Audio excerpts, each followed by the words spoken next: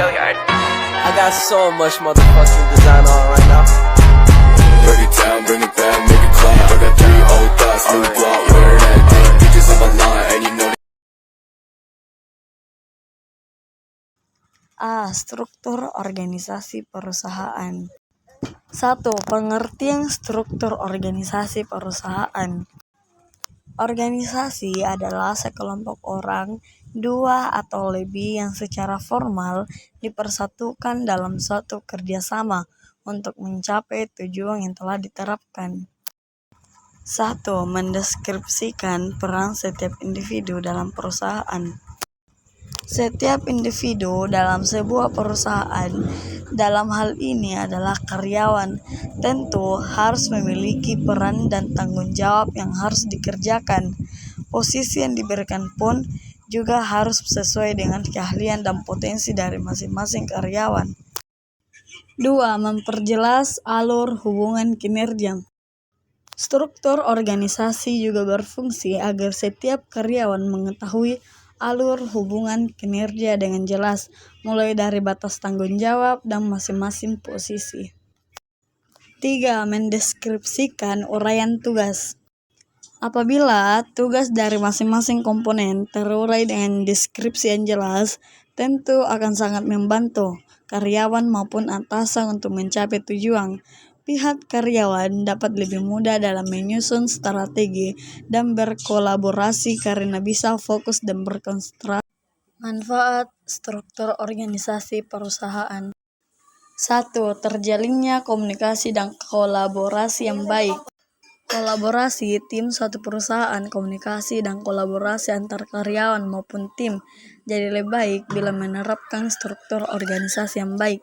Anda jadi lebih mudah dalam memberikan pembagian tugas tepat dan sesuai kepada masing-masing anggota organisasi. 2. Efisien operasional. Sistem operasional beserta kebutuhan dapat dicukupi dengan lebih efektif dan efisien jika perusahaan mempunyai struktur organisasi yang jelas dan tertata.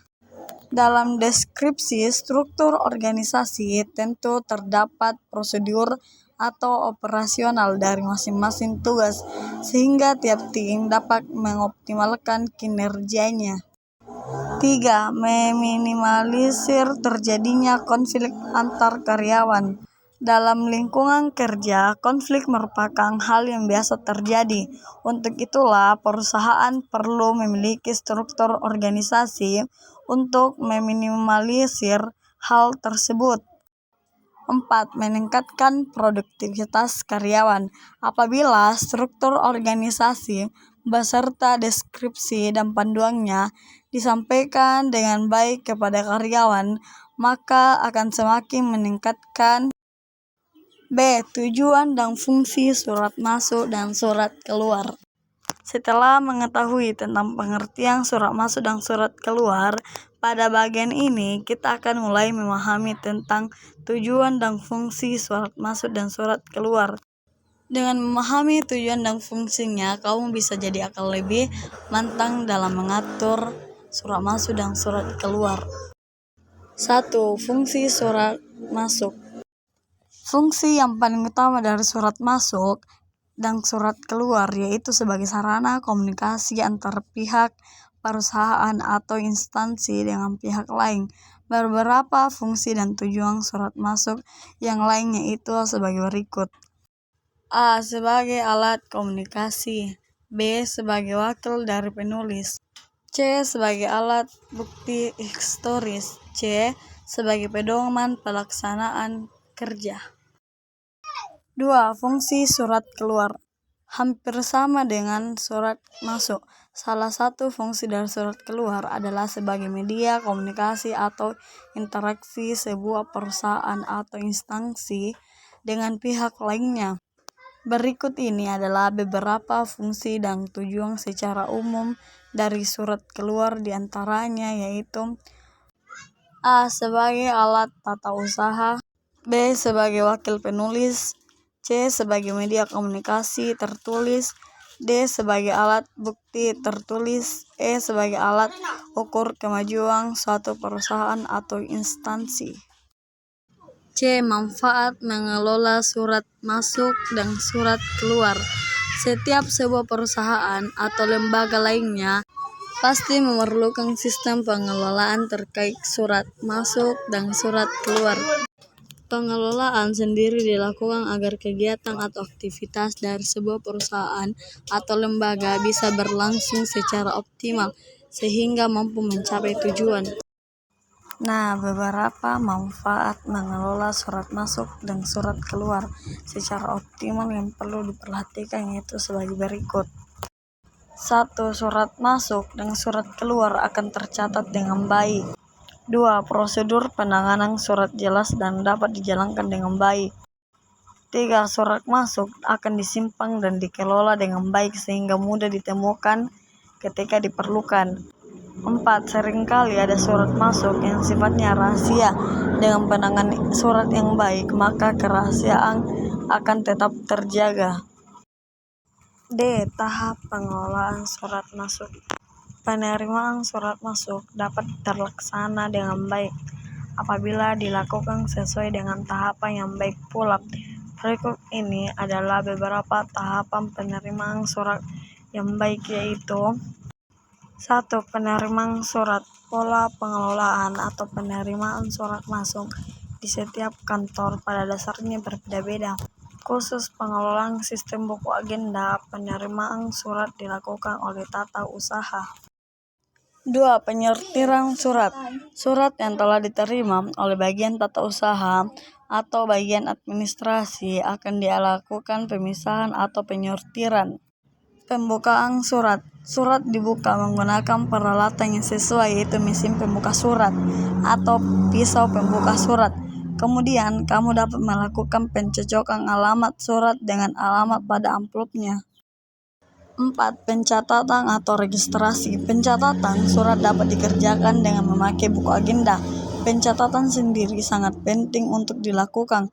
Hal ini bisa digunakan untuk mengetahui volume surat yang masuk dalam kurun waktu harian, minggu, bulanan, bahkan juga tahunan. 5. Penyertaan lembar disposisi. Kemudian, surat yang dilampiri lembar disposisi untuk mencatat instruksi pimpinan atau atasan terkait dengan penanganan hingga proses selanjutnya dari masuknya surat tersebut. 6. Pencatatan di buku ekspedisi internet. Selanjutnya, surat dapat disampaikan kepada pihak yang dituju. Surat tersebut bisa dicatat dalam buku ekspedisi internet. 7. Pendistribusian surat. Berikutnya, surat bisa didistribusikan oleh unit tata usaha kepada unit pengelola atau unit kerja sehingga bisa segera diproses lebih lanjut. 8. Klasifikasi surat. Cara untuk mengetahui klasifikasi surat. Staf administrasi kantor atau sekretaris dalam unit pengelola atau unit kerja harus membaca beberapa surat yang telah dilakukan penyortiran. 9. Penyampaian surat. Kemudian beberapa surat yang ada di sekretaris desk file dapat segera disampaikan kepada atasan atau pimpinan. Hal ini dapat membuat ia memberikan disposisi surat. 10. Tindak lanjut surat pasca dari pimpinan. Setelah pimpinan atau atasan sudah menuliskan disposisi surat, ada 3 hal yang bisa ditindaklanjuti dari disposisi surat. 3 hal yaitu yakni surat diedarkan, surat dibalas, atau surat disimpan. Tahapan pengelolaan surat keluar. Pengelolaan surat masuk dan surat keluar pada dasarnya berbeda. Berikut ini adalah beberapa tahapan pengelolaan surat keluar yang perlu diperhatikan, di antaranya yaitu 1. Pembuatan konsep surat. Konsep surat bisa disebut juga dengan istilah draft. Pembuatan konsep surat dapat disusun dan dibuat sesuai bentuk surat yang benar atau yang sesuai dengan keinginan pimpinan. Oleh karena itu, dalam sebuah surat harus memiliki konsepnya. 2. Pengetikan. Apabila konsep surat telah disetujui dan diberi kode atau nomor surat, surat dapat berlangsung diserahkan kepada unit pengelola. Setelah itu, seseorang kepada unit pengelola harus memiliki sifat tekun dan teliti pada saat melakukan pemeriksaan pada hasil pengetikan konsep surat tersebut. 3. Mengetik surat masuk bentuk akhir. Kemudian, konsep yang telah disetujui oleh pimpinan tersebut dapat dilakukan pengetikan dalam bentuk akhir pada kertas, tentu saja dengan kepala surat atau kop surat. 4. Pemandangan. Selanjutnya, surat yang telah diketik di kertas dapat diserahkan kepada pimpinan atau pihak yang memiliki wewenang untuk memberikan tanda tangan. 5. Pencatatan. Dalam proses melakukan pencatatan, beberapa kegiatan yang perlu dilakukan yaitu sebagai berikut. A. Surat yang telah diberi tanda tangan, distempel, serta kelengkapan yang lain seperti lampiran dan amplop. B. Surat dinas resmi ini perlu dicatat terlebih dahulu dalam agenda oleh petugas yang disebut agendaris. C. Surat dinas yang telah selesai dilakukan pencatatan dalam buku agenda telah siap dikirimkan kepada pihak yang dituju. 6. Pengiriman surat. Untuk mengirimkan surat sendiri bisa dikerjakan dengan dua macam cara, yaitu dikirim secara langsung atau melalui pos. 7. Penyimpanan surat. Pada saat mengatur surat keluar, lembar utama dikirim ke alamat yang dituju, sementara lembar yang kedua bisa disimpan dengan menggunakan sistem kearsipan. Sistem kearsipan setiap organisasi atau perusahaan biasanya berbeda-beda. F. Peralatan dan perlengkapan pengelolaan surat. 1. Kartu kendali. Kartu kendali dapat dipahami sebagai alat untuk melakukan penelusuran dan pengendalian terhadap proses pengelolaan surat masuk dan surat keluar atau surat dinas lainnya. 2. Lembar disposisi. Lembar disposisi dapat dipahami sebagai lembaran untuk menuliskan disposisi suatu surat, entah itu diberikan oleh atasan kepada bawahan maupun sebaliknya. Lembar disposisi biasanya dipakai untuk melakukan pencatatan pendapatan singkat dari pimpinan mengenai suatu surat. Oleh karena itu, surat tidak perlu digandakan walaupun pemrosesan melalui lebih dari suatu unit kerja. Lembar disposisi juga dapat disiapkan oleh petugas tata usaha, bagian satuan kerja, pengarah, sehingga pimpinan hanya perlu mengisi kolom isi disposisi, serta penentuan perusahaannya. 3. Folder. Folder merupakan semacam map tetapi tidak dengan daun penutup. Dalam folder biasanya berisi tab. Tab sendiri yaitu bagian yang menonjol pada sisi atas untuk menampilkan judul dari file yang bersangkutan. Folder biasanya terbuat dari kertas manila dengan panjang 35 cm, lebar 24 cm, sementara itu ukuran panjang tab yaitu 8-9 cm dengan lebar hanya 2 cm. Folder diisi dengan dokumen atau arsip sehingga merupakan bagian terkecil dalam klasifikasi suatu masalah. 4. Guide, petunjuk atau pemisah. Guide dapat diartikan sebagai petunjuk tempat berbagai berkas itu disimpan. Guide juga memiliki fungsi sebagai pemisah antara beberapa berkas tersebut. Guide sendiri memiliki bentuk berupa segi panjang dan terbuat dari kertas setebal 1 cm, panjang 33 cm sampai dengan 35 cm, dan tinggi 23 sampai 24 cm. Guide juga memiliki tab atau bagian yang menonjol di atasnya. Hal ini membuat guide dapat berguna untuk menempatkan atau mencantumkan kode klasifikasi dan disusun secara berdiri. 5. Tagline file, berkas pengingat. Tagline file dapat diartikan sebagai suatu alat yang berbentuk seperti kotak. Alat ini memiliki fungsi untuk menyimpan kartu kendali atau kartu pinjam arsip. 6. Filing cabinet. Filing kabinet merupakan alat yang biasa digunakan untuk melakukan penyimpanan terhadap folder telah berisi berbagai lembaran arsip, sekaligus beberapa gundengnya. Filing kabinet sendiri memiliki bentuk laci 4 dan terbuat dari logam yang kuat, tahan air, dan tahan panas. 7. Buku agenda. Buku agenda merupakan buku yang memiliki isi kolom-kolom keterangan atau data-data dari surat yang dicatat. Buku agenda sendiri bisa dipakai sebagai alat bantu untuk menemukan suatu surat yang sebelumnya disimpan di file. G. Macam-macam surat masuk dan surat keluar. Berikut ini adalah 3 jenis surat masuk dan keluar yang biasa digunakan dalam suatu organisasi atau perusahaan, diantaranya yaitu 1. Surat pribadi. Surat pribadi yaitu surat yang ditujukan kepada seseorang, pejabat atau pegawai. Sesuai namanya, surat ini bersifat pribadi yang dikirimkan oleh suatu pihak, baik itu perorangan maupun perusahaan atau lembaga yang lainnya. 2. Surat dinas. Surat dinas merupakan surat resmi yang ditujukan kepada suatu instansi atau organisasi untuk keperluan administrasi. Surat dinas sendiri ada beberapa jenis, yaitu A. Surat dinas rutin atau biasa. B. Surat dinas penting. C. Surat dinas rahasia. 3. Surat niaga. Surat niaga adalah surat yang ditulis dan dikirimkan oleh badan-badan usaha atau perusahaan yang mengandung kepentingan tentang suatu bisnis. Nah, itulah penjelasan singkat terkait pengertian surat masuk dan surat keluar yang menjadi penting bagi perusahaan, di mana pengertian surat masuk dan surat keluar sudah sering dipakai dalam berbagai aktivitas administrasi, baik dalam lingkup sebuah perusahaan maupun dalam organisasi tertentu. A. Sistem penyimpanan arsip. 1. Pengertian sistem penyimpanan.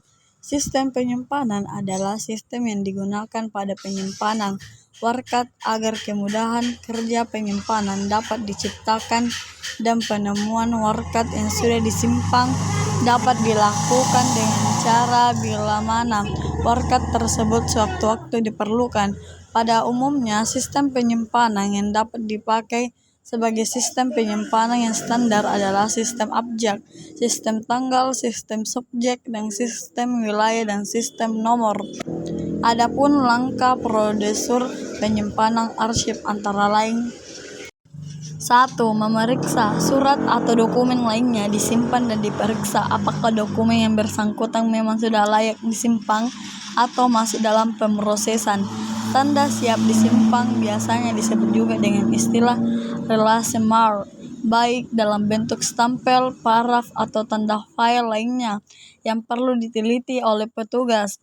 Pemeriksaan ini penting karena bila mana terjadi petugas tidak teliti dalam pemeriksa dan menyimpan surat yang seharusnya diteruskan atau distribusikan kepada unit lainnya untuk diproses, maka terjadilah apa yang disebut surat hilang. Dengan begini akan timbul kekacauan antar petugas yang saling menyalahkan sewaktu surat ditanyakan pimpinan. 2. Mengindeks. Mengindeks adalah proses menemukan kata tangkap caption dari surat-surat atau dokumen untuk kepentingan penyimpanan. Di dalam pekerjaan diharapkan petugas dapat menentukan subjek surat tidak hanya berdasarkan subjek yang tertulis pada perihal surat. Dari indeks ini, petugas dapat melihat daftar klasifikasi subjek untuk mengetahui istilah yang bersangkutan secara lebih rinci. 3. Mengkode. Mengkode adalah memberi tanda pada surat dengan cara menuliskan kata-kata di atas kertas surat yang bersangkutan. Dengan tulisan tersebut, petugas dapat menyortir ataupun menempatkan surat sesuai dengan subjek yang benar atau berdasarkan kode tersebut. Petugas dapat menempatkan menyimpan surat yang dikembalikan dari peminjaman tempatnya tanpa mengalami kesukaran karena kode penyimpanannya sudah ada.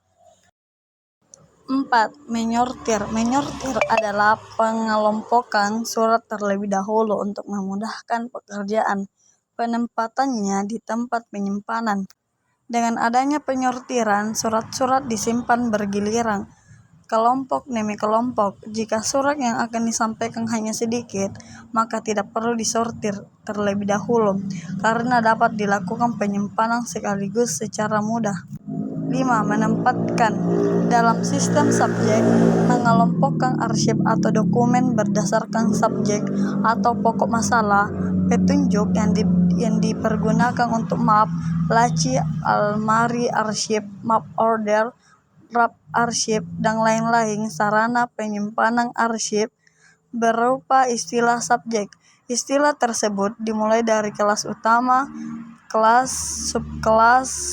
subkelas, tergantung jumlah surat dari subjek bersangkutan yang disimpan dengan pengelompokan yang terlebih terperinci. 2. Tujuan penataan sistem penyimpanan arsip. Adapun tujuan penataan sistem penyimpanan arsip antara lain: 1. Agar arsip dapat disimpan dan ditemukan kembali dengan cepat dan tepat. 2. Menunjang terlaksananya penyusutan arsip dengan efektif dan efisien.